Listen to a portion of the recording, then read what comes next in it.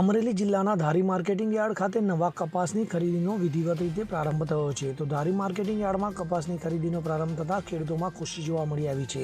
Marketing યાર્ડમાં કપાસની ખરીદીનો પ્રારંભ થતાં જ વહેલી સવારથી જ ખૂબ જ મોટી સંખ્યામાં ખેડૂતો કપાસ વેચવા આવી પહોંચ્યા હતા. તો ધારી પંથકમાં કમોસમી વરસાદ પછી બચેલો પાક વેચવા ખેડૂતો તૈયાર થયા છે અને પોતાનો કપાસ વેચવા માટે માર્કેટ યાર્ડ ખાતે પહોંચ્યા હતા. ત્યારે માર્કેટિંગ યાર્ડના કપાસના 911 થી 1420 રૂપિયા સુધીનો ભાવ બોલાયો હતો. તો ટેકાના ભાવે મગફળીની ખરીદી બાદ હવે કપાસની ખરીદીનો પ્રારંભ થતાં ખેડૂતોમાં ખુશી જોવા મળી આવી હતી. મારું નામ અશોક મનસુખભાઈ ખીસરીજીને આવ્યો છું કપાલે. ધારી માર્કેટમાં કપાસનું વેચાણ ચાલુ થઈ ગયું છે. તમામ ખેડૂત લોકોને આવા વિનંતી. મારું નામ અલ્પેશ સિંગાળા છે, માર્કેટ યાર્ડ ધારી સેક્રેટરી. આજરોજ કપાસની આવક 600 મણ પ્લસ થઈ છે. તેમાં સારા કપાસના ભાવ 1400 1450 સુધી ગયા છે અને ખેડૂતોને માલ પ્રમાણે પૂરતા ભાવ મળે છે એવો માર્કેટ યાર્ડ દ્વારા પ્રયત્ન કરવામાં આવે છે. અશોક મનવર સાથે CN24 ન્યૂઝ અમરેલી.